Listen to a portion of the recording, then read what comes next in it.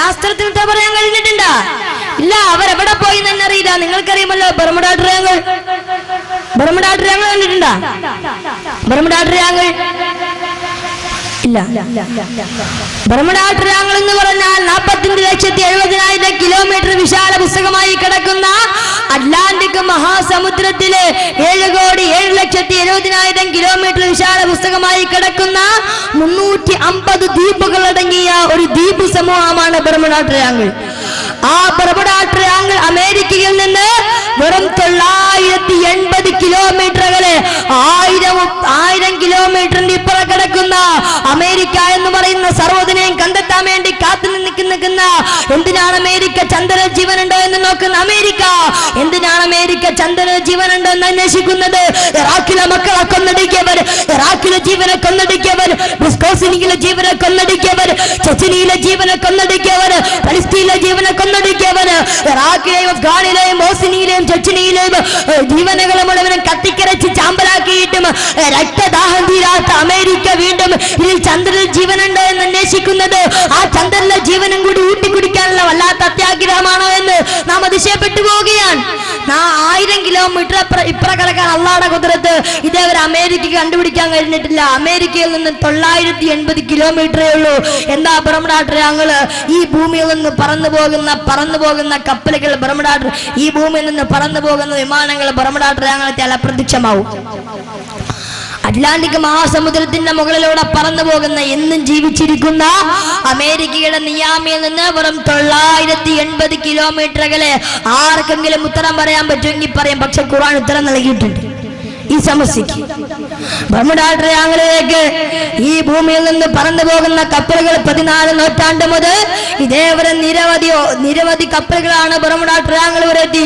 പിന്നീട് ആ കപ്പലുകളെ കുറിച്ച് യാതൊരു വിവരവുമില്ല. അതിൽ മരിച്ചുപോയ ആളുകളെ കുറിച്ച് യാതൊരു വിവരവുമില്ല.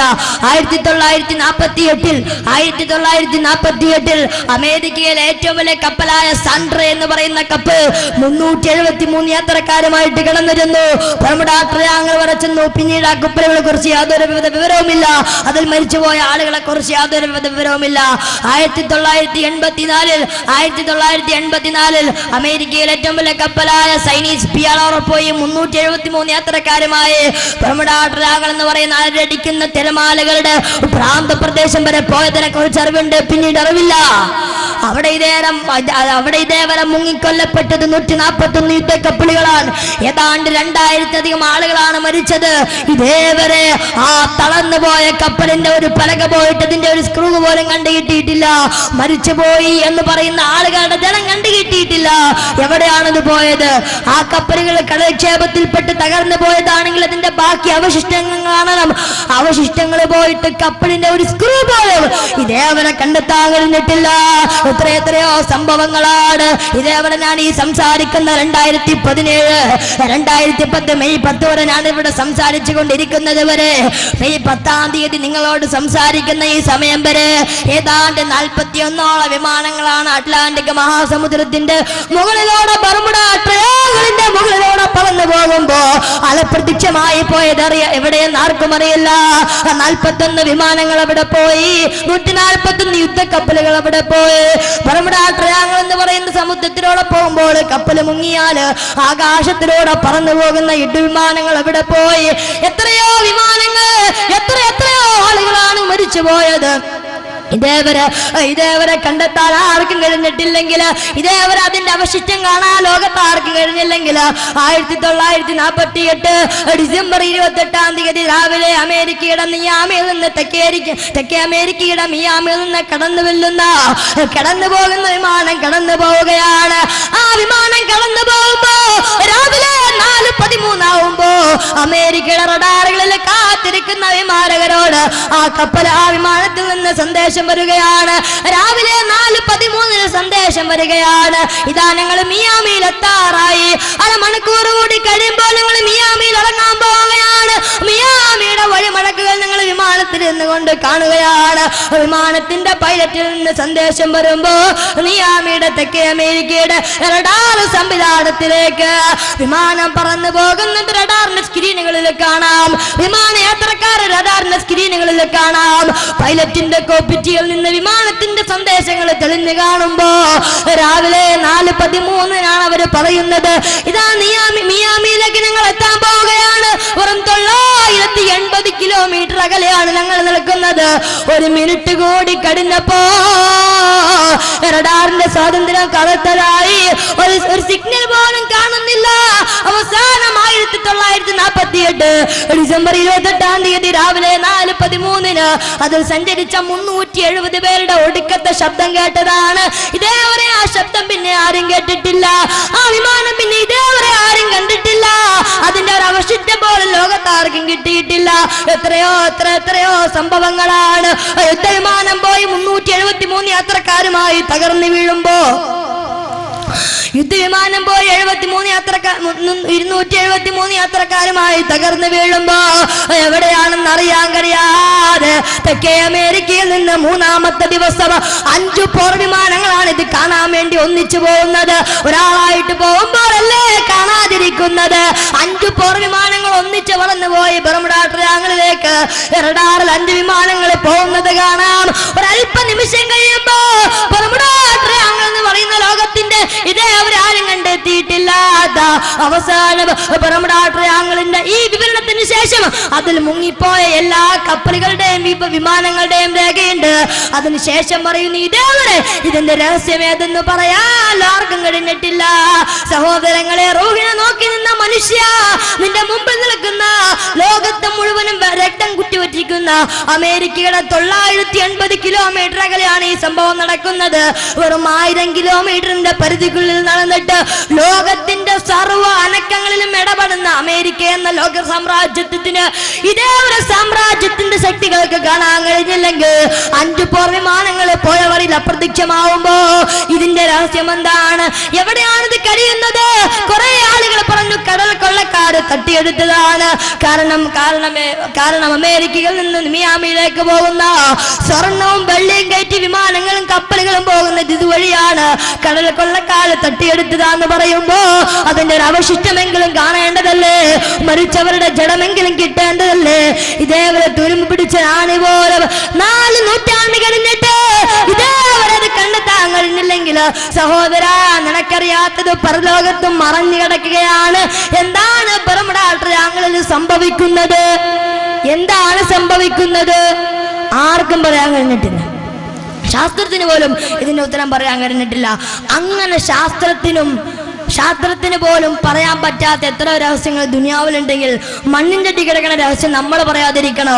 എങ്ങനെയാണെങ്കിലും എൻ്റെ പ്രിയമുള്ള സഹോദരങ്ങളെ, ഇനി ഖബറിലേക്ക് കിടക്കാൻ, എങ്ങനെയാണെങ്കിലും എൻ്റെ പ്രിയമുള്ള സഹോദരങ്ങളെ, നമ്മളെല്ലാവരും ഒരു ദിവസം മരിച്ച് എൻ്റെ പ്രിയപ്പെട്ട സഹോദരങ്ങളെ ഖബറിലേക്ക് കൊണ്ടുപോകും. ഖബറിലേക്ക് കൊണ്ടുപോയി വെച്ചാൽ നാം എല്ലാവരും ഒരു ദിവസം ഒരു യാത്ര ചെയ്യും. ഒടുക്കത്തെ യാത്ര, അവസാനത്തെ യാത്ര.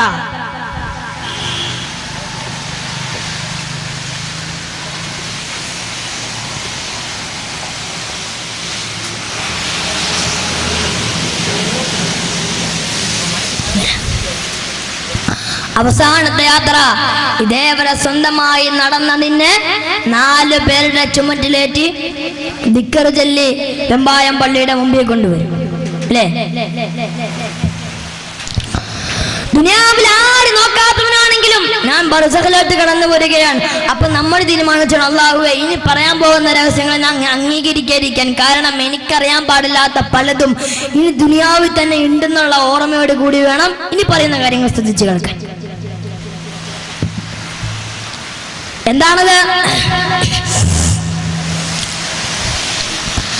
ഈ ഭൂമിയിൽ നിന്ന് വിട പറഞ്ഞു പോകുന്ന നാം 4 പേരുടെ ചുമലിലേക്ക് മരണത്തിന്റെ അടിമയായി ഈ മണ്ണിനോട് മണ്ണടിച്ച് കഴിയുന്ന നാം 4 പേരുടെ ചുമലിലേക്ക് നിന്നെ കൊണ്ടുപോവുകയാണ്. തൽബിയത്ത് ചൊല്ലി ലാ ഇലാഹ ഇല്ലല്ലാഹ്, ലാ ഇലാഹ ഇല്ലല്ലാഹ്.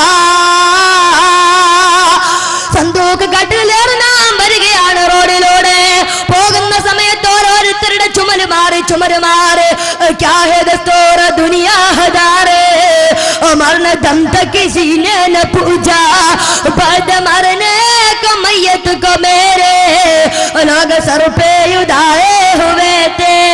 ഇത്രയും നാൾ എന്നെ തിരിഞ്ഞു നോക്കാത്തവന് എന്നെ തോളിലെടുത്ത് വെച്ചുകൊണ്ട് നടന്നു പോവുകയാണ്. നടന്നവൻ പള്ളി മുമ്പിലെത്തി. എല്ലാവരും നിന്റെ പുറകിൽ നിന്ന് 2 റക്അത്ത് നിന്റെ പുറകിൽ നിന്ന് നമസ്കരിക്കും. എന്നിട്ട് എല്ലാവരും കൂടെ കൂടിയെടുത്തിട്ട് വെമ്പായം പള്ളിയുടെ ഖബർസ്ഥാനിലേക്ക് കൊണ്ടുപോയി നിന്നെ വെച്ച് കഴിയുമ്പോ സഹോദരങ്ങളെ, എങ്ങനെയാണെങ്കിലും ഒരു ദിവസം നടന്നേ പറ്റുകയുള്ളൂ. അതറിയണമെങ്കിൽ ഇൻഷാ അല്ലാഹ് അടുത്ത വെള്ളിയാഴ്ച വെമ്പായം പള്ളിയുടെ ജുമാ പള്ളിയിൽ നിന്ന് ഇറങ്ങുമ്പോ ഇടതുഭാഗത്തിരിക്കുന്ന ഖബർസ്ഥാനിലോട്ടൊന്ന് തിരിഞ്ഞു നോക്കണം. അവിടെ കിടക്കുന്ന ഖബറിന്റെ തലഭാഗത്ത് എത്രയോ മൈലാണ്ടി ചെടികളാണ് മുളച്ചു നിൽക്കുന്നത്. ഖബറിന്റെ തലഭാഗത്ത് എത്രയോ മൈലാണ്ടി ചെടികൾ. ഒന്ന് നോക്കുക, നിറഞ്ഞു നിൽക്കുന്ന മണൽക്കാടിലേക്ക് എത്രയോ മൈലാണ്ടി ചെടികളാണ് ഖബറിന്റെ തലഭാഗത്ത് മുളച്ചു നിൽക്കുന്നത്. ആ മൈലാണ്ടി ചെടി നിന്നെ നോക്കി ചിരിക്കുന്നത് കാണാം. വെള്ളിയാഴ്ച ജുമാ കഴിഞ്ഞ് വെമ്പായം പള്ളിയിൽ നിന്നിറങ്ങുമ്പോ, അല്ലെങ്കിൽ വേറെ ഏതെങ്കിലും പള്ളിയിൽ നിന്നിറങ്ങുമ്പോ പള്ളിപ്പറമ്പിൽ പറന്ന് കിടക്കുന്ന മൈലാണ്ടി ചെടി നിന്നെ നോക്കി ചിരിക്കുന്നത് കാണാം. മൈലാണ്ടി ചെടി നിന്നെ നോക്കി പരിഹസിക്കുകയാണ്. ഖബർക്കാട്ടിലെ മൈലാണ്ടി ചെടിക്ക് പറയാനുള്ള കഥ എന്താണ്? പെങ്ങളെ, കടൽ കിടന്നു വന്ന വിദേശ സംസ്കാരത്തിന്റെ കഥ കണ്ടാൽ പോരാ, ഖബറിലേക്ക് കിടക്കുന്ന ഖബർസ്ഥാനിൽ കിടക്കുന്ന മൈലാണ്ടി ചെടിയുടെ കഥ കേൾക്കണം. ആ കഥയാണ് വല്ലാത്ത കഥ. ഖബർക്കാട്ടിലെ മൈലാണ്ടി ചെടിക്ക് പറയാനുള്ളത് എന്താണ്? നെഞ്ചും തിരിച്ചുകൊണ്ട് നീ എന്റെ മുമ്പിലൂടെ നടന്നു പോകുന്നവോ, നീ ഇവിടെ വന്ന് കിടക്കില്ല എന്ന് നീ ധരിക്കുന്നവോ, എടാ നിന്റെക്കാൾ വലിയ കൊലകൊമ്പന്റെ, നിന്റെക്കാൾ വലിയ രക്ഷാധിപതിയുടെ, നിന്റെക്കാൾ നെഞ്ചും തിരിച്ചുകൊണ്ട് ഇതിലെ നടന്നു പോയവന്റെ തലയ്ക്കുള്ളിലെ വളം വലിച്ചെടുത്തിട്ടാണടാ ഞാനിവിടെ മുളച്ചു നിൽക്കുക. ഖബർക്കാട്ടിലെ മൈലാണ്ടി ചെടിക്ക് നമ്മളോട് പറയാനുള്ള ദിക്കതയാണ്. എത്ര കൊലകൊമ്പന്മാരുടെ തലയ്ക്കുള്ളിലെ വളമാണെന്നറിയുമോ? വളമാണ് ഈ നിൽക്കുന്ന വൃക്ഷത്തിന്റെ പുട്ടി എന്നറിയുമോ? കൽബ് തുറന്ന് നോക്കുക. ഖബറടക്കുമ്പോൾ വലത് ഭാഗത്ത് തലഭാഗത്ത് ഞാൻ കുളിച്ചിട്ട മൈലാണ്ടി ചെടിയുടെ 2 കമ്പുകൾ എങ്ങനെയാണിത് പറന്നു വന്നിരിച്ച് വൃക്ഷമായത്? എങ്ങനെയാണ് ഇത്ര കാതിലുള്ള ഒരു വൃക്ഷമായി മാറിയത്? എത്ര കൊലകൊമ്പന്മാരുടെ തലയ്ക്കുള്ളിലെ വളമാണെന്നറിയുമോ? നാളെ നീയും ഇതേപോലെ വന്നിവിടെ കിടക്കും. നിന്റെ കഫൻ തുണിയില് നിന്റെ തലച്ചോറിലെ വളം ഞാൻ വലിച്ചെടുക്കുമ്പോഴാണ് ഇപ്പോഴിരിക്കുന്ന ഈ മരങ്ങൾ പോലും നമ്മളോട് പറയുമ്പോ, ദുനിയാക്കെ മുസാഫിർ മൻസിൽ തിരി ഖബറുകൾ ദുനിയാവെ കൈസർ ഹനാ लाखों दलोड़ आए फदीन हाल कोई मिट्टी से सो रही है. ए ദുനിയാവിലെ യാത്രക്കാരാ, നടന്ന് നീ വന്നിട്ടേണ്ടത് ഇവിടെ കാട്. നീ ഓരോ കാലടി മുന്നോട്ട് വെക്കുമ്പോഴും അത് നിന്റെ ഖബറിലേക്കുള്ള വരവാണെന്ന് പറഞ്ഞ പോലെ നടന്ന് നമ്മൾ ഖബറിലെത്തിച്ചേർന്നിടും. നാളെ കൊഴിയും തോറും നമ്മുടെ ആയുസന്നം കുറഞ്ഞിടും. ഓരോ നാള് കുടിയുമ്പോഴും ആയുസ് കുറയുകയാണ്. ഒരു നാള് മുന്നോട്ട് വെക്കുമ്പോ ആയുസെന്ന് ഉരടി കുറയുകയാണ്. നീ ഖബറിലേക്ക് വരേണ്ടവനാണ്, ഇവിടേക്ക് വരേണ്ടവനാണ്. എല്ലാവരും വന്ന് കിടക്കേണ്ട ഖബറാണ്. ഒരു ദിവസം ഈ ശരീരം എടുത്തിട്ട് ആലമുൽ ബർസഖ് എന്ന് പറയുന്ന 4ാമത്തെ ലോകത്തിലേക്ക് ആ ശരീരം എടുത്തിട്ട് ഖബറിന്റെ തലഭാഗത്ത് ആളുകൾ നിരന്ന് നിൽക്കും. ഈ ശരീരം എടുത്തിട്ട് ഖബറിന്റെ ഉള്ളിലേക്ക് നിന്റെ 4ാമത്തെ ലോകമാണ്. 4ാമത്തെ ലോകം വളരെ തുടുസാണ് സഹോദരങ്ങളെ. കൈ നീട്ടാനിടമില്ല, കാലി നീട്ടാനിടമില്ല. കൈപൊക്കിയാലും മുകളിന്റെ വൻതൊട്ടയിൽ കിടക്കുന്ന 6 അടി മാത്രമുള്ള ഒരു ചെറിയ രോഗമാണ് 4ാമത്തെ ലോകം. നിന്റെ ജീവിതത്തിന്റെ ഏറ്റവും തുടുസായ ലോകമാണ്. നിന്റെ മയ്യത്തെടുത്തും മണ്ണിലോട്ട് വെക്കുമ്പോ ആദരവായ പ്രവാചകൻ പറയുന്ന ഇമാം അഹ്മദ് ഉദ്ധരിക്കുന്ന ഹദീസാണ്, നിന്റെ 4ാമത്തെ ലോകത്തില് നിന്റെ ശരീരം എടുത്ത് മണ്ണിലോട്ട് വെക്കുമ്പോ ആ ഖബറിലുണ്ടാവുന്ന ഒന്നാമത്തെ അനുഭവം ആദരവായ പ്രവാചകൻ പറയുന്നു, ആ ഖബർ മനുഷ്യനെ കെട്ടിപ്പിടിക്കുമെന്ന് നബി മുഹമ്മദ് മുസ്തഫ സല്ലല്ലാഹു അലൈഹി വസല്ലം. നമ്മുടെ സാധാരണ ഖബറിലേക്ക് വെച്ചാലും 3 അനുഭവമാണ്. ഒന്നാമത്തെ അനുഭവം ഏതാ? നമ്മുടെ വീട്ടിലൊരു അതിഥി വന്നാൽ നമ്മൾ അതിഥിയെ സ്വീകരിക്കും. എങ്ങനെയാ സ്വീകരിക്കുന്നേ? ചില ആളുകൾ മുസാഫത്ത് ചെയ്യും, ചില ആളുകൾ ഷെയ്ക്കാൻഡ് കൊടുക്കും, ചില ആളുകൾ അറബികളൊക്കെയാണെങ്കിൽ കെട്ടി അങ്ങ് പിടിക്കും. യാ അല്ലാഹ് ഒരു കെട്ടിപ്പിടുത്താണ്. നമ്മുടെയൊക്കെ ആദ്യമായിട്ട് അറബിയിൽ ചെന്നിറങ്ങുമ്പോ അറേബ്യൻ അറേബ്യൻ സംസ്കാരം എന്താ? കെട്ടി അങ്ങ് പിടിക്കും അല്ലേ? അബ്ദുള്ള ആ കെട്ടിപ്പിടിക്കലാണ്. 4 വർഷം കഴിയുമ്പോ അറബി എത്തിങ്ങാനല്ലേ ഒന്നാട്ടി. അപ്പോ ഓരോരുത്തരും അതിഥി വരുമ്പോ ആതിഥേന് ഒരു സംസ്കാരമുണ്ട്. ദക്ഷിണാഫ്രിക്കയില് മോങ്കോള എന്ന് പറയുന്ന ഒരു ചെറിയ ഗ്രാമമുണ്ട്. അവിടെ അതിഥിയെ സ്വീകരിക്കുന്നവங்க എങ്ങനെയാണെന്നറിയോ? ആരും ആ സ്ഥലത്തേക്ക് പോവരുത്. അവിടെ അതിഥിയെ സ്വീകരിക്കുന്നത് വരുന്ന അതിഥി വീടിന്റെ സ്റ്റെപ്പ് ഉണ്ടല്ലോ, അവിടെ കമിഴ്ന്ന് കിടക്കണം.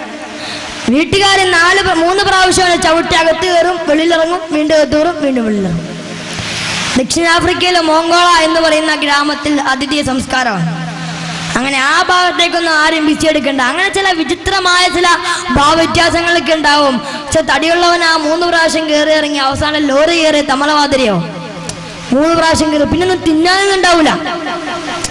ഈ നല്ല തടിയുള്ളവരാണെങ്കിലേ ഈ റെയിൽവേ സ്റ്റേഷനിലൊക്കെ ഓടി വിട്ടാല് വെയിറ്റ് ചെയ്ത് പിന്നെ യന്ത്രം ഉണ്ടല്ലോ, ഭയങ്കര തടിയുള്ള ഒരാൾ അതിനകത്ത് കയറിയിട്ട് ഒരു റൂട്ട് കൊടുത്തു.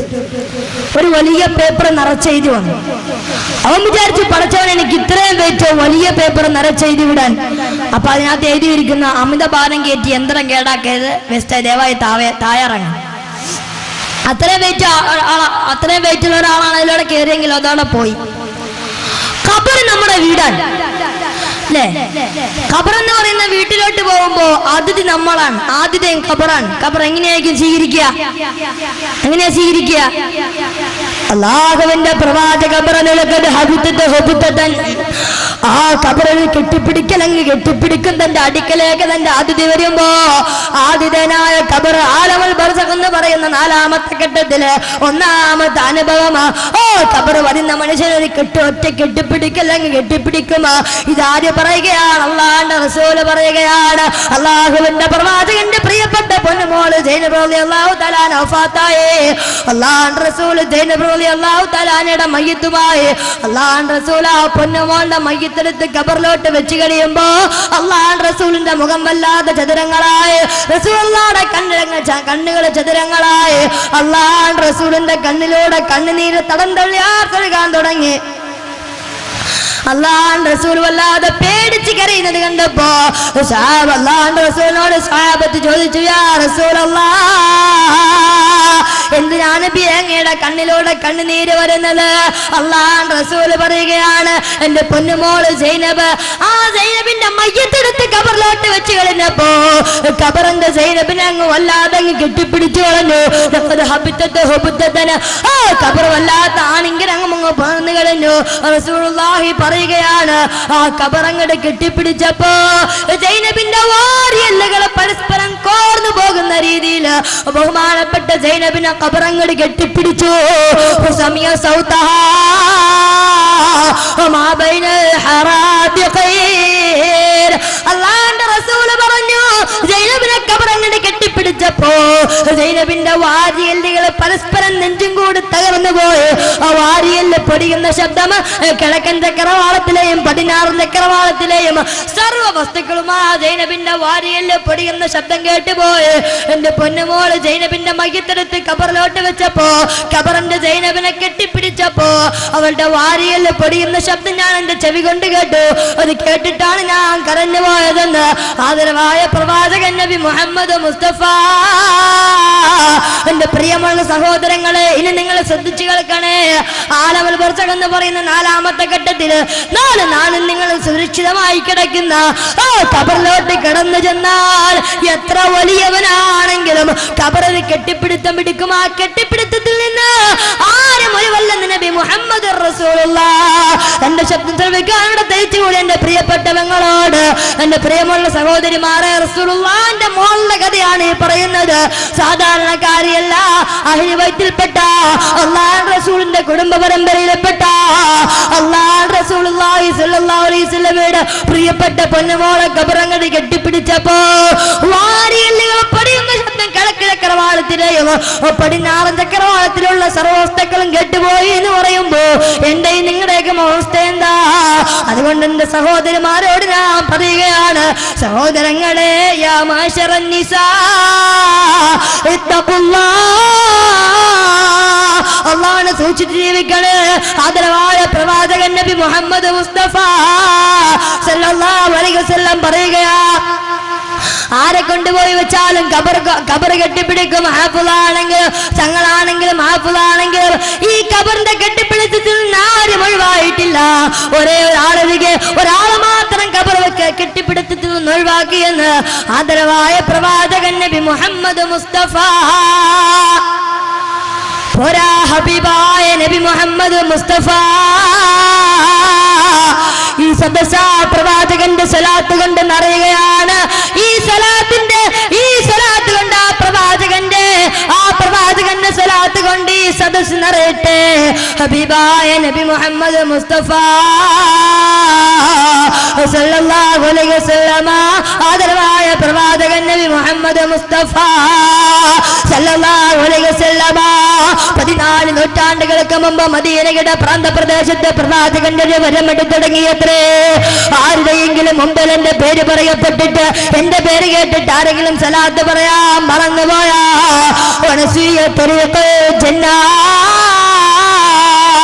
അവൻ സ്വർഗത്തിലേക്കുള്ള വഴി മറന്നു പോയവനാണെന്ന് ഹബീബായ നബി മുഹമ്മദ് മുസ്തഫ.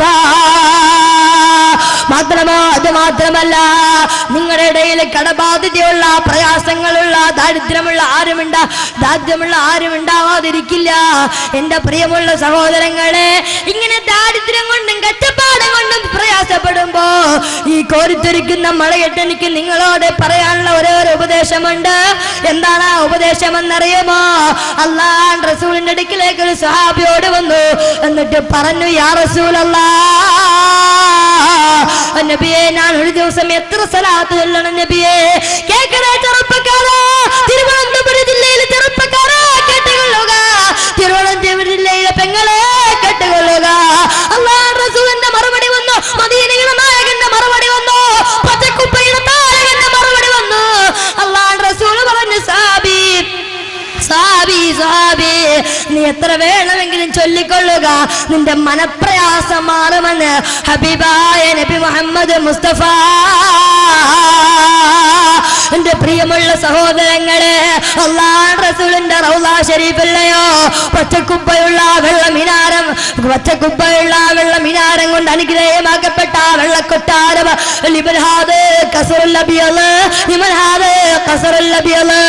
വെള്ളക്കൊട്ടാരമാണെന്ന് അല്ലാഹു റസൂൽ 14 നൂറ്റാണ്ടുകൾക്ക് മുമ്പ് ഈ തപ്പനമരത്തിന്റെ ഓലകൾ ചാരിവച്ച മസ്ജിദ് നബവിയുടെ ചരിത്രം പ്രഖ്യാപിച്ച ആ പ്രവാചകന്റെ വെള്ളക്കൊട്ടാരം അല്ലാഹു റസൂലിന്റെ റൗള ശരീഫിലോട്ട് കടന്നു ചെല്ലുമ്പോ, ബാബു സലാമിലൂടെ കടന്നു ചെല്ലുമ്പോ ആദ്യം നമുക്ക് കാണാം വെള്ളപ്പറവ് പിടിച്ച കുറച്ച് സ്ഥലം. എല്ലായിടത്തും ചുമന്ന കാർപ്പറ്റാണ്, വെളുത്ത കാർപ്പറ്റിൽ ചിത്രപ്പടിയുള്ള ഒരേ ഒരു സ്ഥലം കാണാം. ആ സ്ഥലമാണ് ഭൂമിയിലെ സ്വർഗം. മാബൈന ബൈതി വ മിംബരി റൗളത്തു മിൻ റിയാദിൽ ജന്ന. കണ്ണു നനഞ്ഞുപോയി 2 റക്അത്ത് നിസ്കരിച്ച സ്ഥലമാണ്. ഭൂമിയിലൊരു സ്വർഗമുണ്ടോ? മരിച്ചു കഴിഞ്ഞിട്ടുള്ള സ്വർഗമല്ല, കഴിഞ്ഞിട്ടുള്ള സ്വർഗമല്ല, സിറാത്ത് കഴിഞ്ഞിട്ടുള്ള സ്വർഗമല്ല, നന്മ തിന്മകൾ തൂക്കിയതിനു ശേഷമുള്ള സ്വർഗമല്ല. എന്റെ സഹോദരങ്ങളെ, ഭൂമിയിലൊരു സ്വർഗമുണ്ട്. ആ സ്വർഗം എവിടെയെന്നറിയുമോ?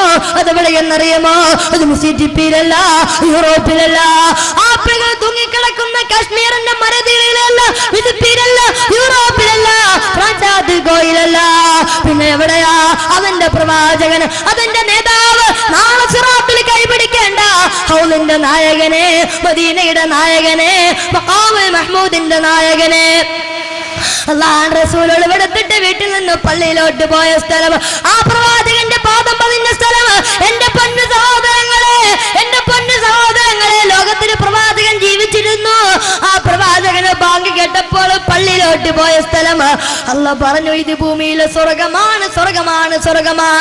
ഒരു പ്രവാചകൻ ജീവിച്ച സ്വർഗം പോലും, ഒരു പ്രവാചകൻ ജീവിച്ച സ്ഥലം പോലും സ്വർഗമായി മാറി. ആ സ്വർഗത്തിലും എത്തിപ്പെടാൻ, അവിടെ നിന്ന് 2 റക്അത്ത് നിസ്കരിക്കാൻ വെള്ളക്കാരൻ ചവിട്ടി അകത്ത് കയറുന്നത് കാണുമ്പോ, അറബികൾ തിരക്ക് കൂട്ടുന്നത് കാണുമ്പോ ഞാൻ ഓർത്തുപോയി, ഇവിടെ തിരമാല ഒഴുകുമോ? ആളുകളുടെ കണ്ണിലൂടെ കണ്ണുനീര് തടന്തള്ളിയാർത്തൊഴുകുന്നു. അല്ലാഹുവേ, ഒരു മനുഷ്യ മനുഷ്യൻ കരഞ്ഞാലും 3/4 ലിറ്റർ കണ്ണുനീരേ വരുമെന്നാണ് സയൻസ് പറയുന്നത്. സയൻസേ നിനക്ക് തെറ്റിപ്പോയി. എന്റെ പ്രവാചകന്റെ റൗളയിൽ കരഞ്ഞപ്പോൾ പോയത് 3/4 ലിറ്റർ അല്ല, 3/4 ലിറ്റർ എന്നാണ് സയൻസ് പറയുന്നത്. ഇത്രത്തോളം കണ്ണുനീരൊഴുകിയ സ്ഥലം അള്ളാഹുവിന്റെ റസൂലിന്റെ പൂങ്കാവനം. അള്ളാഹുവിന്റെ റസൂലിന്റെ പൂങ്കാവനം മാബൈന ബൈതി വ മിംബരി റൗളത്തുൻ മിൻ റിയാദിൽ ജന്ന. ആ സ്വർഗ്ഗപ്പൂന്തോപ്പുകളിനാൽ ഇടത് ഭാഗത്തിന് മിമ്പർ കാണാം. അള്ളാഹുവിന്റെ റസൂൽ ഖുതുബ നിർവഹിച്ച മിമ്പർ, അള്ളാഹുവിന്റെ റസൂൽ കേറി നിന്ന മിമ്പർ. അത് കഴിഞ്ഞാൽ സ്വർണത്തിന്റെ കളറുള്ള കൂടാരം കാണാം. ആ കൂടാരത്തിന്റെ ഭാഗത്തോട്ട് കടന്നു ചെല്ലുമ്പോ ആദ്യം നമുക്ക് കാണാം 2 ഹോളുകളെ കാണാം. ആദ്യത്തെ ഹോളിൽ ആരെയും ഖബറില്ല, അവരുടെ ആരെയും അടക്കം ചെയ്തിട്ടില്ല. രണ്ടാമത്തെ ഹോളിലാണ് നമ്മുടെ എല്ലാവരെയും ആദർശത്തിന്റെ നായകന് ആദരവായ പ്രവാചകന് നബി മുഹമ്മദ് മുസ്തഫ സല്ലല്ലാഹു അലൈഹി വസല്ലമയുടെ ഖബറുള്ളത്. അല്ലാഹുവിന്റെ പ്രവാചകൻ നബി മുഹമ്മദ് മുസ്തഫ പോരാ, ഹബീബായ നബി മുഹമ്മദ് മുസ്തഫ, താജ്ദാരെ മദീന നബി മുഹമ്മദ് മുസ്തഫ, കഅബയ്ക്ക് ബദർ തുജാ നബി മുഹമ്മദ് മുസ്തഫ, ആമിനയുടെ പൂമണിയേ നബി മുഹമ്മദ് മുസ്തഫ, അബ്ദുള്ളയുടെ മുത്തേ നബി മുഹമ്മദ് മുസ്തഫ, സഫാ മർവയുടെ സാച്ചുല്ലനെ നബി മുഹമ്മദ് മുസ്തഫ, റൗളയുടെ പ്രകാശമേ നബി മുഹമ്മദ് മുസ്തഫ, ജിബ്രീലിന്റെ സദീർത്തരേ നബി മുഹമ്മദ് മുസ്തഫ, ജിബ്രീലിന്റെ സദീർത്തരേ നബി മുഹമ്മദ് മുസ്തഫ, ഖുർആനിന്റെ സാരഥിയേ നബി മുഹമ്മദ് മുസ്തഫ, ലാ ഇലാഹെ ഹർ ജഗ തേരി അദാ കാ സാത്ത് ഹോ, ശാഫിയെ ഫി ദാർ ഹുസ്ൻ മുസ്തഫ കാ സാത്ത് ഹോ. അല്ലാഹുവേ അല്ലാഹുവേ അല്ലാഹുവേ, നിന്റെ പ്രവാചകൻ നബി മുഹമ്മദ് മുസ്തഫ സല്ലല്ലാഹു അലൈഹി വസല്ലമയുടെ ചാരത്ത് ഈ സ്വലാത്ത് കൊണ്ട് ഞങ്ങളെ എത്തിക്കണേ തമ്പുരാനെ. നിങ്ങളുടെ ജീവിതത്തിലെ ഒരേ ഒരു ആഗ്രഹമാണ് നിന്റെ ഹബീബായ നബി മുഹമ്മദ് മുസ്തഫ സല്ലല്ലാഹു അലൈഹി വസല്ലമയുടെ റൗള ശരീഫിലേക്ക് എത്തുക എന്നത്. അല്ലാഹുവേ, ഇവിടെ കൂടി എല്ലാവർക്കും ആ വിശുദ്ധ മണ്ണിൽ എത്താ നീ തൗഫീഖ് കൊടുക്കണേ അല്ലാഹ്. ആദരവായ പ്രവാചകൻ നബി മുഹമ്മദ് മുസ്തഫ, ഹബീബായ നബി മുഹമ്മദ് മുസ്തഫ സല്ലല്ലാഹു അലൈഹി വസല്ലം. അപ്പൊ നമ്മൾ പറഞ്ഞു വന്നത്, ആരെ കൊണ്ടുപോയി ഖബറിലേക്ക് വെച്ചാലും ഖബർ ഞെരിക്കും. അല്ലാഹു കാക്കട്ടെ. ആ ഖബറിന്റെ ഞെരുക്കത്തിൽ നിന്ന് ആരും രക്ഷപ്പെട്ടിട്ടില്ല, ഒരാളൊഴികെ. ഒരാൾ മാത്രം വന്ന് രക്ഷപ്പെട്ടു. ആരാണത്?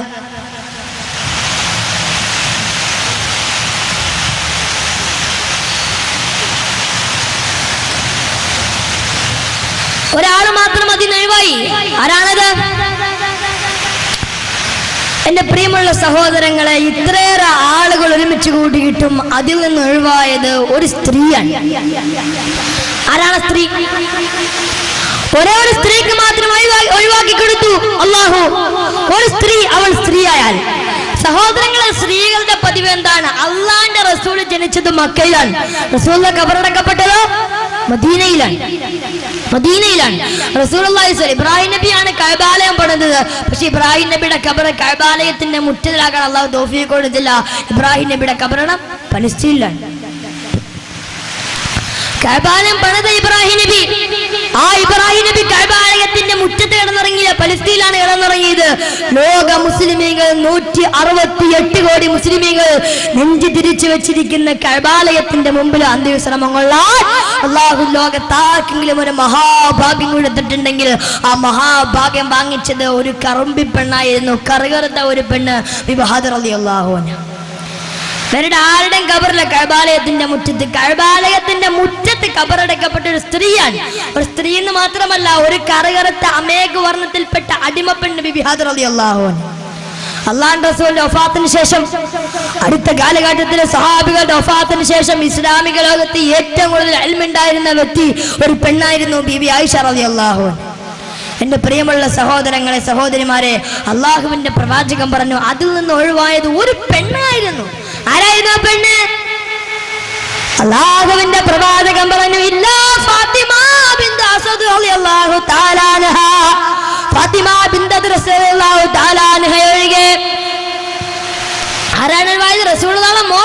ഫാത്തിമയല്ല, റസൂലുള്ളാഹിയുടെ മോള് ഫാത്തിമയല്ല, ഫാത്തിമ ബിൻത് അസ്ദ് റളിയല്ലാഹു അൻഹാ അല്ലാഹുവിന്റെ റസൂലിന്റെ പേറ്റുമ്മയാണ്. അലി റളിയല്ലാഹു തആല അൻഹുവിന്റെ മാതാവാണ്. അബൂ താലിബിന്റെ ഭാര്യയായ അലി റളിയല്ലാഹു തആല അൻഹുവിന്റെ മാതാവായ ഇല്ലാ ഫാത്തിമ ബിൻത് അസ്ദ് റളിയല്ലാഹു അൻഹാ.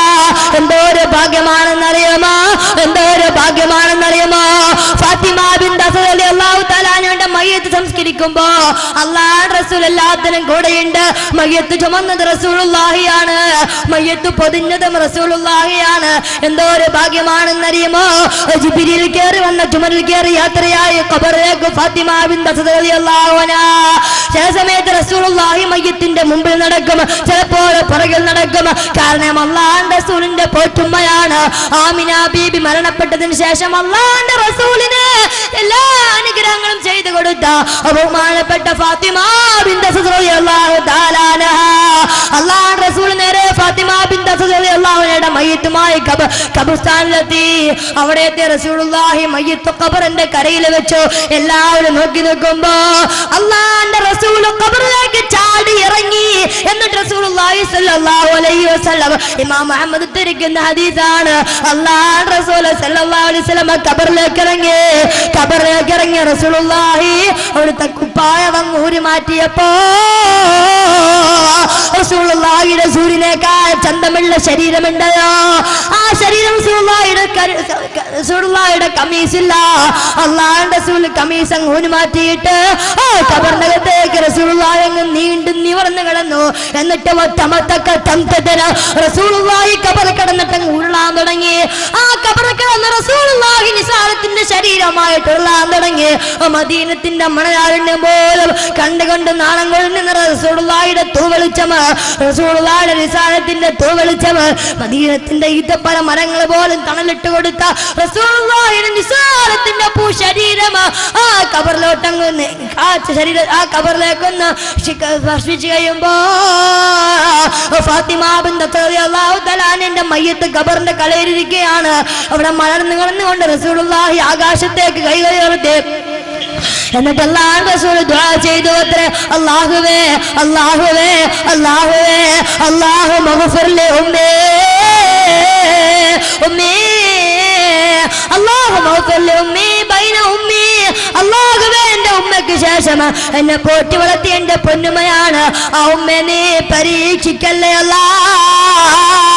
എന്നിട്ട് റസൂലുള്ളാഹി കൈ നീട്ടി ഫാത്തിമ ബിൻത് അസ്ദ് റളിയല്ലാഹു തആല അൻഹയെ മയ്യത്തെടുത്ത് ഖബറിലേക്ക് വെച്ചു. അല്ലാഹുവിന്റെ റസൂലിന്റെ നിസാരത്തിന്റെ ശരീരം ആ ഖബറിൽ നിന്ന് ഉഴുന്നു എന്ന ഒറ്റ വർക്കത്ത് കാരണത്താൽ അല്ലാഹുവിന്റെ റസൂൽ സല്ലല്ലാഹു അലൈഹി വസല്ലമയുടെ ദുആ കാരണത്താൽ ഫാത്തിമ ബിൻത് അസ്ദിനെ മാത്രം ഖബർ സ്വീകരിക്കാൻ ഒരുക്കിയില്ലെന്ന് ലോകത്തിന്റെ മുത്തേ നബിയുൽ ഹറമൈൻ സയ്യിദുൽ ഖൗനൈൻ വസീലത്തുനാ ഫിദ്ദാറൈൻ നബി മുഹമ്മദ് മുസ്തഫ സല്ലല്ലാഹു അലൈഹി വസല്ലമ ഒരു പെണ്ണ് കിട്ടിയ അപൂർവമായ ഭാഗ്യത്തെ കുറിച്ചാണ് പറഞ്ഞത്. അതുകൊണ്ട് ഞാൻ എന്റെ പ്രിയപ്പെട്ട സഹോദരിമാരോട്, എന്റെ ശബ്ദം ശ്രവിക്കാൻ ഇവിടെ തരിച്ചു കൂടിയ എന്റെ പ്രിയമുള്ള ഉമ്മപെങ്ങന്മാരോട്, സഹോദരന്മാരെ കൊതിക്കണം. നമ്മൾ മനസ്സിലൊരു ആഗ്രഹം ഉണ്ടാവണം. ലോകത്തെല്ലാവരെയും ഖബർ വല്ലാതെ ഞെരുക്കുമ്പോ അതിൽ നിന്ന് രക്ഷപ്പെട്ട സൗഭാഗ്യം കിട്ടിയ ഫാത്തിമയെ നിങ്ങൾക്കറിയുമോ? കൽബാണ് ഫാത്തിമ കെട്ടാൽ പോരാ, കൽബാണ് ഫാത്തിമ എറിഞ്ഞാൽ പോരാ.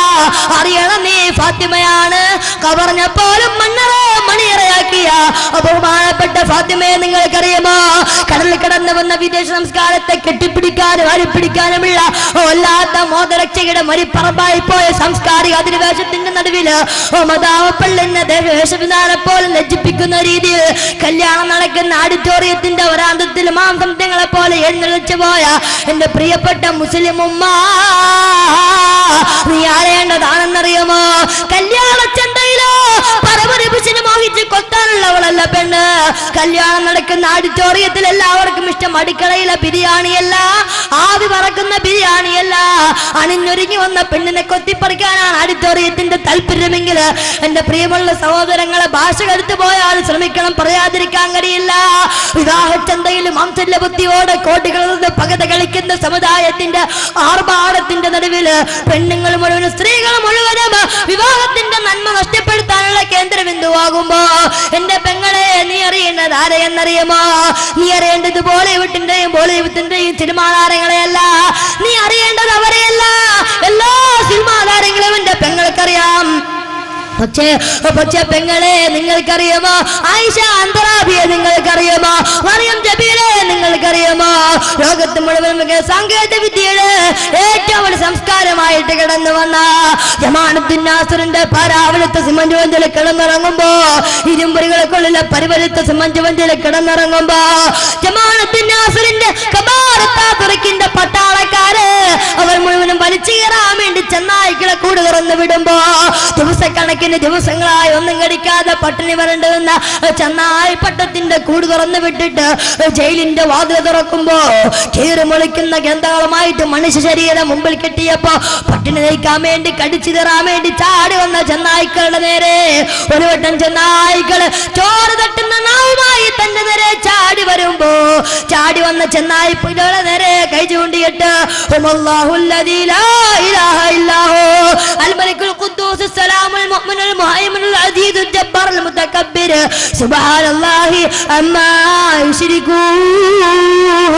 എന്ന സൂറത്തുൽ ഹശറിന്റെ അവസാനത്തെ ആയത്തോതി കഴിയുമ്പോ ചാടി വന്ന ചെന്നായ്ക്കള് പൂച്ചക്കുട്ടിയെ പോലെ കൽപ്പാൽ നക്തിച്ചൊടിച്ചു കൊടുത്ത ജമാഅത്തുൻ പരവരത്തെ സിമന്റ് വഞ്ചിൽ കടന്നിറങ്ങുമ്പോ ആ ഉറക്കത്തിൽ ഓരോ രാത്രിയും അല്ലാഹുവിന്റെ റസൂലിന്റെ സ്വപ്നം കണ്ട ബഹുമാനപ്പെട്ട ബീബി സൈനബുൽ ഗസാലിയെ നിങ്ങൾക്ക് ആർക്കെങ്കിലും പരിചയമുണ്ടോ?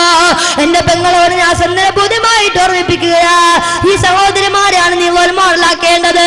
അല്ലാതെ ശാന സൗന്ദര്യം പ്രദർശന മത്സരത്തിന് സമ്മാനം മോഹിച്ച് കുമറേടിയ പട്ടിക്കുഞ്ഞുങ്ങളെ മടിത്തട്ടിലെത്തി പാലൂട്ടുന്ന പട്ടണത്തിലെ കൊച്ചമ്മമാര് അത് കണ്ടിട്ടല്ല ലോകത്ത് ജീവിക്കേണ്ടത്. അല്ലാഹുവിന്റെ റസൂൽ പറഞ്ഞു, പരലോകത്തിന്റെ മണിയറയാക്കിയത് ഇല്ലാ ഫാത്തിമ റളിയല്ലാഹു തആല അൻഹാ ഒഴികെയെന്നു പ്രവാചകൻ നബി മുഹമ്മദ് റസൂലുള്ളാഹ്. പ്രവാചകൻ നബി മുഹമ്മദ് റസൂലുള്ളാഹ്. എന്റെ പ്രിയമുള്ള സഹോദരന്മാരെ, നമ്മൾ ഇങ്ങനെ ആവാൻ വേണ്ടി ശ്രമിക്കണം. ഇവരുടെ ചരിത്രം പഠിക്കണം. ആയിഷ അന്തറാബിയുടെ പാശ്ചാത്യന്റെ പുത്രൻ എന്ന ഇസ്ലാമിന്റെ കാസിം പുസ്തകം ആയിഷ അന്തറാബി ആർക്കറിയാം? പാരീസിലേക്ക് പരക്കുന്ന വ്യക്തിനെ എഴുതിയ മറിയം ജബീലെ ആർക്കറിയാം? നമുക്ക് ആകെ അറിയാവുന്നത് 7 മണിയാവുമ്പോൾ പള്ളിയിൽ ബാങ്ക് വിളിക്കുന്ന സമയത്ത് നേരെ പരിപ്പിന്റെ ഒട്ടി പോയി ഒതുകൊടുത്ത് നന്നായിട്ട് മുഖമൊക്കെ കഴുകി പോയി മുസല്ല എടുക്കും. നമ്മളവർക്ക് നിസ്കരിക്കാൻ വേണ്ടിയാന്ന് പോയി മുസല്ലായിട്ട് നേരെ പോയി ഹാളിൽ പോയി ഒറ്റയിരിപ്പാണ് ടിവിയുടെ മുമ്പിൽ റിമോട്ടും കയ്യിലെടുത്ത് ബിസ്മില്ലാഹിർ റഹ്മാനിർ റഹീം നബിയത്തുൽ യാദാ ജീവനായി ചന്ദനമല തീർന്നു. ആകെ നമുക്കറിയാവുന്ന നമ്മളെ കണ്ടുപിടിക്കണം അവിടെയാണ്. ഇല്ല സഹോദരന്മാരെ, നമ്മളിന്ന് ചന്ദനമലയുടെയും അങ്ങനെ തുടങ്ങുന്ന സീരിയലിന്റെ പുറകെ പോലെ നമുക്ക് സമയം. അല്ലാഹുവിന്റെ മുമ്പിൽ 5 വഖത്ത് കുനിസ്കരിക്കാൻ നമുക്കിവിടെ സമയം. അള്ളാഹു മനസ്സിലാക്കാൻ തൗഫീഖ് നൽകട്ടെ. ഖബറിലെ ആലമുൽ ബർസഖിലെ ഒന്നാമത്തെ അനുഭവം ഏതാണ്? ഖബറിൽ നിരിക്കും അതിൽ നിന്ന് രക്ഷപ്പെട്ട ഒരു പെണ്ണാണ്. ആ പെണ്ണാവാൻ ശ്രമിക്കും. അള്ളാഹു തൗഫീഖ് നൽകട്ടെ. രണ്ടാമത്തെ അനുഭവം ഇനി പറയാൻ സംശയിക്കാതിരിക്കാൻ വേണ്ടി ബർമുഡാട്ടിൽ ഞങ്ങൾ സർവ്വതും പറഞ്ഞത്. രണ്ടാമത്തെ അനുഭവം നമുക്കറിയാം. ഒരാൾ ഖബറിലേക്ക് പോയി കഴിഞ്ഞാൽ ഖബറിലേക്ക് വെച്ച് കഴിഞ്ഞാൽ മലക്ക് വരും, അല്ലേ? ചോദ്യം ചോദിക്കാൻ വേണ്ടി കൊണ്ടുപോയി വെച്ചെല്ലാവരും പോയി കഴിഞ്ഞാൽ മലക്ക് വരും. മലക്ക് വന്ന് ചോദ്യം ചോദിക്കും. അല്ലാഹുവിന്റെ റസൂലിനോട് എല്ലാവരും കേൾക്കും, ഇല്ല ഇൻസാൻ മനുഷ്യനായിരിക്കും. ഖബർക്കാട്ടിൽ കൊണ്ടുപോയി മനുഷ്യനെ അടക്കുകയും ആ സമയത്ത് മനുഷ്യൻ തിരിച്ചു വരികയും ചെയ്താൽ ആ സമയത്ത് അതിന്റെ ശബ്ദം നമ്മൾ കേൾക്കൂല, ബാക്കി എല്ലാവരും കേൾക്കും. കാരണം നമ്മൾ കേട്ടിരുന്നെങ്കിലോ കട്ടിലിട്ടിട്ട് നമ്മളോടൂലേ? ദുനിയാവിൽ ഈ ശബ്ദം ആരെങ്കിലും കേട്ടാൽ, ഖബറിൽ കിടക്കുന്ന നിലവിളിക്കുന്ന ശബ്ദം നമ്മൾ ആരെങ്കിലും കേട്ടാൽ ജീവിതത്തിലൊരുത്തം കള്ളുപിടിക്കോ? ഇല്ല. ദുനിയാവ് പരീക്ഷണമാണ്. കാണാത്തത് വിശ്വസിക്കുന്നവനാണ് മുഅ്മിൻ. ഖുർആൻ ആദ്യം തുടങ്ങുന്ന എങ്ങനെയാ? കാണാത്തത് കണ്ട് വിശ്വസിക്കില്ലല്ല. ഖുർആൻ ആദ്യം തുടങ്ങുന്ന എങ്ങനെയാണ്? സൂറത്ത് ഫാത്തിഹ ബിസ്മില്ലാഹിർ റഹ്മാനിർ റഹീം അലിഫ് ലാം മീം. 3 അക്ഷരം. ഇതിന്റെ താഴെ ഇതും ഇതിന്റെ അർത്ഥം അല്ലാഹുക്കല്ലാതെ വേറെ ആർക്കും അറിഞ്ഞുകൂടാ. ഒരു വിശ്വാസി എന്ന് പറഞ്ഞാൽ അവൻ അറിയാത്തത് വിശ്വസിക്കുന്നവൻ. അല്ലാഹുക്കല്ലേ അറിയൂ. അല്ലദീന യുഅ്മിനൂന ബിൽ ഗൈബി, അദർശം കൊണ്ട് വിശ്വസിക്കുന്നവനാണ് മുഅ്മിൻ. ഞാൻ കണ്ട മാത്രം വിശ്വസിക്കുമെന്ന് പറഞ്ഞാൽ അത് സാരമില്ല. 8ഉം 10ഉം പറഞ്ഞതുപോലെ കണ്ണുകൊണ്ട് കാണുന്നത് മാത്രമേ നീ അംഗീകരിക്കൂ എന്ന രീതിക്ക് ബഹിരാകാശത്തിന് യാതൊരുവിധ അവിടെ കാണാത്തതാണ് കൂടുതൽ.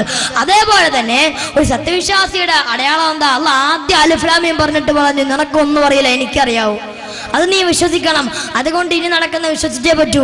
നമുക്കറിയാം, ഒരാളെ കബറിൽ മൂടിക്കഴിഞ്ഞാൽ ആ സമയത്ത് കബറിലെ ശബ്ദം നമ്മളാരെങ്കിലും കേട്ടാൽ പേടിച്ചൂലേ? നമ്മള് കണ്ടാൽ തന്നെ നമ്മൾ പേടിച്ചു അല്ലേ?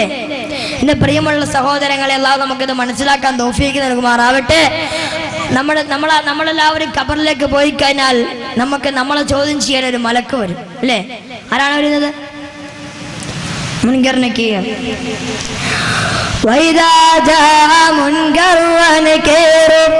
മുൻകർ നക്കീറും ഒന്ന് ചോദ്യം ചോദിക്കുന്നതിന് മുമ്പ് അല്ലാഹുവിന്റെ റസൂൽ പറയുന്നു, ഇമാം മുഹമ്മദ് ഉദ്ധരിക്കുന്ന ഹദീസാണ്, മുൻകർ നക്കീറും വരുന്നതിന് മുമ്പേ ഖബറിലേക്ക് ഒരു മലക്ക് കടന്നു വരും. ആ മലക്കിന്റെ പേര് ഇസ്മുഹു റൗമാൻ. ആ മലക്കിന്റെ പേര് റൗമാൻ എന്നാണ്. മുൻകർ നക്കീറും വരുന്നതിന് മുമ്പേ ഖബറിലേക്ക് ഒരു മലക്ക് ഒരു മയ്യത്ത് കൊണ്ടുപോയി വെച്ച് കഴിഞ്ഞാൽ ആ മലക്കിന്റെ പേര് ഇസ്മുഹു റൗമാൻ. ആ മലക്കിന്റെ പേര് റൗമാൻ എന്നാണ്. ആ മലക്കിന്റെ പേര് റഹ്മാൻ എന്നാണ്. റഹ്മാൻ എന്ന മലക്കിന്റെ ചോദ്യം എന്താണെന്നറിയോ? ഒരു വല്ലാത്ത ജോലി ഖബറിലെത്തിക്കൊണ്ട് റഹ്മാൻ ചെയ്യിപ്പിക്കും അത്രേ. ഞാൻ ഈ പറയാൻ പോകുന്നത് അന്യഗ്രഹത്തിൽ വന്ന ജീവികളുടെ കഥയല്ല, എന്റെയും നിങ്ങളുടെയും കഥയാണ് ഈ പറയുന്നത്. ബഹുമാനപ്പെട്ട റഹ്മാൻ എന്ന മലക്ക് ഖബറിലോട്ട് വന്നു കഴിഞ്ഞാൽ ഖബറിൽ കിടക്കുന്ന ആളിന്റെ അടുക്കൽ വന്നിട്ട് റഹ്മാൻ പറയും, എഴുന്നേക്കടോ. ഖബറിൽ കിടക്കുന്ന മയ്യത്തിനോട് പറയും, എഴുന്നേക്കടാ. ഖബറിൽ കിടക്കുന്ന മയ്യത്ത് ചാടി എഴുന്നേക്കുമ്പോ ഇമാം മുഹമ്മദ് ഉദ്ധരിക്കുന്ന രണ്ടാമത്തെ സംഭവമാണ്, ഖബറിൽ കിടക്കുന്ന ആളോട് പറയും ചാടി എഴുന്നേക്കാൻ. ഖബറിൽ കിടക്കുന്ന ആള് ചാടി എഴുന്നേക്കുമ്പോ റഹ്മാൻ എന്ന മലക്ക് പറയും, അത്രേ നിന്റെ ജീവിതത്തിൽ ഇതേവരെ നീ ചെയ്തതെല്ലാം ഒന്ന് എഴുതി വെക്കടാ. അമലക്ക്, നീ പ്രായപൂർത്തിയായ അന്ന് മുതൽ മരിക്കുന്നത് വരെ എന്തൊക്കെ നന്മയും തിന്മയും ചെയ്തിട്ടുണ്ടോ അതെല്ലാം ഖബറിൽ ഇരുന്ന് കൊണ്ട് എഴുതുക. അള്ളാഹു എല്ലാം എഴുതി വെച്ചിട്ടുണ്ട്. എന്തിനാണ് എഴുതിക്കുന്നതെന്നറിയോ? അത് നാരെയാണ് നമുക്ക് പറയുമ്പോൾ മനസ്സിലാവുക. എഴുതടോ. ആ സമയത്ത് ഖബറിൽ കിടക്കുന്ന ആള് പറയും, ഞാൻ എങ്ങനെയാണ് എന്റെ ജീവിതത്തിന്റെ ഖബറിൽ ഇരുന്ന് കൊണ്ട് എന്റെ ജീവിതത്തിന്റെ രഹസ്യ പരസ്യങ്ങൾ എഴുതുന്നത്?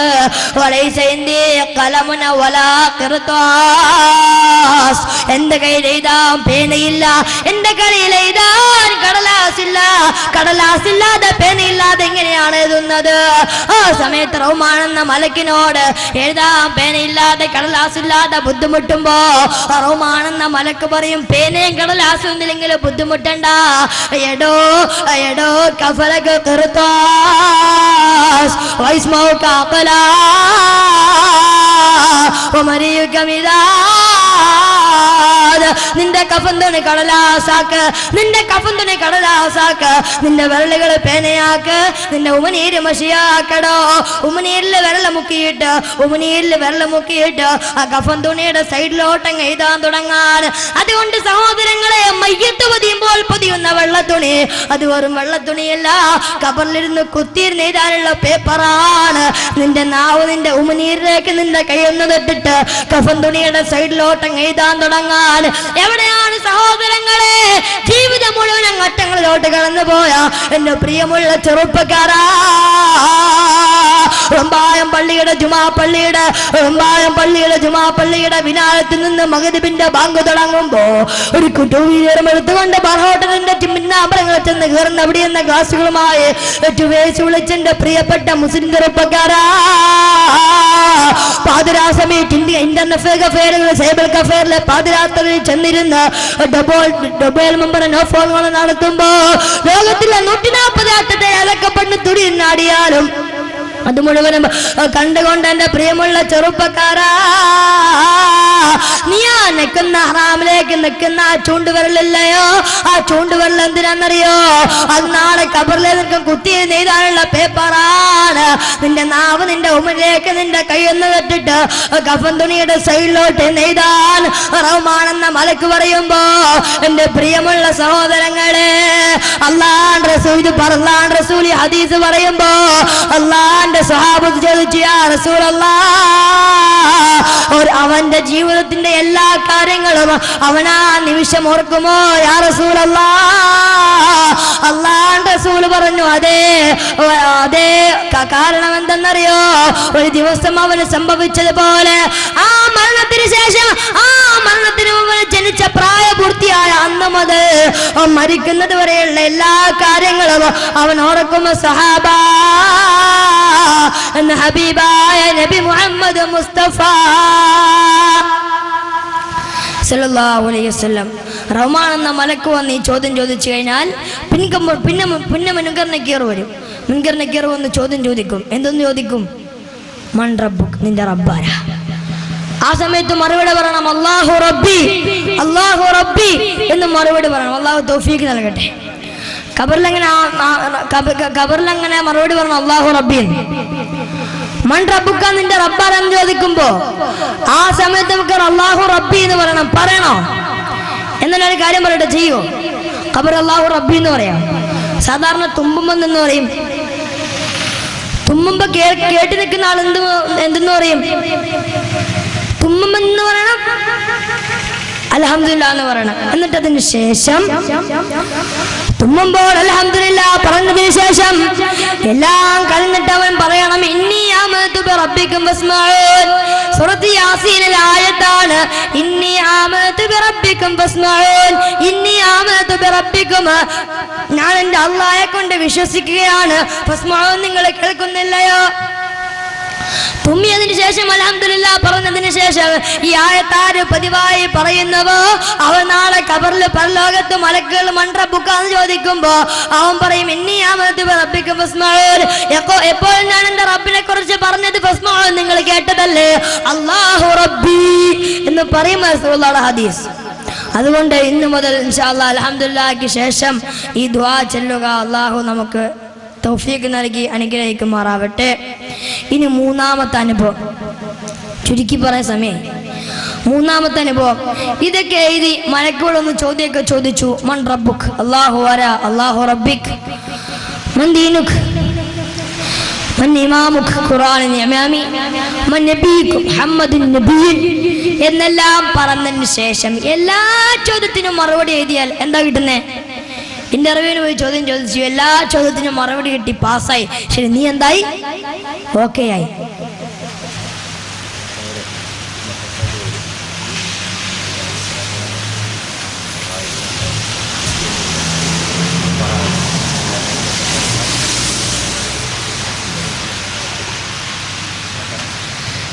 മൂന്നാമത്തെ ഇത് പറയുന്നതിന് മുമ്പ് ഇവിടെ ക്യാൻസറായി കിടക്കുന്ന ആ സഹോദരൻ്റെ അപേക്ഷാ ഫണ്ടിലേക്ക് ഇൻഷാ അല്ലാഹ് സംഘാടകരെ ബക്കറ്റുമായിട്ട് വരും. എല്ലാവരും കാര്യമായ സദഖ അതിലേക്ക് ചെയ്യണം എന്ന് അറിയിക്കുന്നു. അല്ലാഹു നമ്മുടെ ഈ സദഖകളൊക്കെ അല്ലാഹു സ്വീകരിക്കുമാറാകട്ടെ. നമ്മളിലൊരാൾക്ക് ക്യാൻസർ വന്നാൽ നമ്മൾ പറയും അയാൾക്ക് ക്യാൻസർ വന്നതാ മരിച്ചു പോയത്. ക്യാൻസർ രോഗികൾക്ക് ഉണ്ടെങ്കിൽ അവർക്കൊരു ആശ്വാസമായിട്ട് പറയാൻ, നമ്മുടെ ഇടയിൽ ക്യാൻസർ വന്ന ഒരാളുണ്ടെങ്കിൽ നമ്മൾ പറയും അയാൾ വെറും പുച്ഛത്തോടെ പറയും അയാൾ ക്യാൻസർ വന്നിട്ടാ മരിച്ചു പോയത് എന്ന്. പക്ഷെ എൻ്റെ പ്രിയമുള്ള സഹോദരങ്ങളെ, സഹോദരിമാരെ, ആദരവായ പ്രവാചകൻ നബി മുഹമ്മദ് മുസ്തഫ സല്ലല്ലാഹു അലൈഹി വസല്ലം 14 നൂറ്റാണ്ടുകൾക്ക് മുമ്പ് അല്ലാഹുവിന്റെ റസൂല് പറഞ്ഞു, ഏതെങ്കിലും ഒരു സത്യവിശ്വാസിക്ക് എന്തെങ്കിലും ഒരു മുസീബത്ത് വന്നാൽ അതവൻ ചെയ്ത പാവങ്ങളുടെ എല്ലാം പരിഹാരമാണെന്ന് നബി മുഹമ്മദ് മുസ്തഫ സല്ലല്ലാഹു അലൈഹി വസല്ലം. ഉദാഹരണത്തിന് നമ്മുടെ കാലിൽ മുള്ളു തറച്ചാൽ ആ മുള്ളു തറയ്ക്കുമ്പോൾ മുള്ളിനുണ്ടാകുന്ന മുള്ളു കുത്തുമ്പോഴുള്ള വേദന, ആ വേദന കൊണ്ട് അല്ലാഹു നിന്റെ പാവങ്ങൾ പുറത്തു കൊടുത്തന്നേക്കാം എന്ന് ഹബീബായ നബി മുഹമ്മദ് മുസ്തഫ സല്ലല്ലാഹു അലൈഹി വസല്ലം. കൊഴിഞ്ഞുപോയ മുടികൾക്ക് പകരമായി, വേദനിച്ച വേദന എടുത്തതിന്റെ പകരമായി എല്ലാത്തിനും പരിഹാരമായി അള്ളാഹു നിന്റെ പാവങ്ങൾ പുറത്തു തരുമെന്ന് നബി മുഹമ്മദ് മുസ്തഫ സല്ലല്ലാഹു അലൈഹി വസല്ലം. ഒരാൾക്ക് 99% ക്യാൻസർ ഉണ്ടെങ്കിൽ അതിന്റെ അർത്ഥം എന്താ? ആ സമയത്ത് നമ്മൾ ചിന്തിക്കേണ്ടത് അയാൾക്ക് ക്യാൻസർ വന്നതാ മരിച്ചു പോയതെങ്കിൽ, അല്ലെങ്കിൽ ക്യാൻസർ 99% ജീവിതത്തിൽ ഉണ്ടെങ്കിൽ അയാൾ ചെയ്ത 99% പാവങ്ങളും അള്ളാഹു പുറത്തു കൊടുത്തു എന്ന് നബി മുഹമ്മദ് മുസ്തഫ സല്ലല്ലാഹു അലൈഹി വസല്ലം. അതുകൊണ്ട് കാര്യമായ സദക്ക നിങ്ങൾ അങ്ങോട്ട് ചെയ്തു കൊടുക്കീൻ. അള്ളാഹു തൗഫീഖ് നൽകി അനുഗ്രഹിക്കുമാറാവട്ടെ. അള്ളാഹു മരണം വരെ നമ്മളിൽ ആർക്കും ആ രോഗം അള്ളാഹു തരാതിരിക്കട്ടെ. എത്രയോ നല്ല അള്ളാഹുവിൻ്റെ ഔലിയാക്കൾ തുടങ്ങുന്ന ധാരാളം ആളുകൾക്ക് ഈ ക്യാൻസർ ഒന്നും മരിച്ചു പോയിട്ടുണ്ടവർ. നമ്മളതുകൊണ്ട് പരിഹസിച്ചിട്ട് കാര്യമില്ല. കാരണം അള്ളാഹു അതൊരു പരീക്ഷണമാണ്. അള്ളാഹുവിൻ്റെ അതിൽ വിജയിച്ച് മുന്നേറാൻ അള്ളാഹു തൗഫീഖ് നൽകി അനുഗ്രഹിക്കുമാറാവട്ടെ.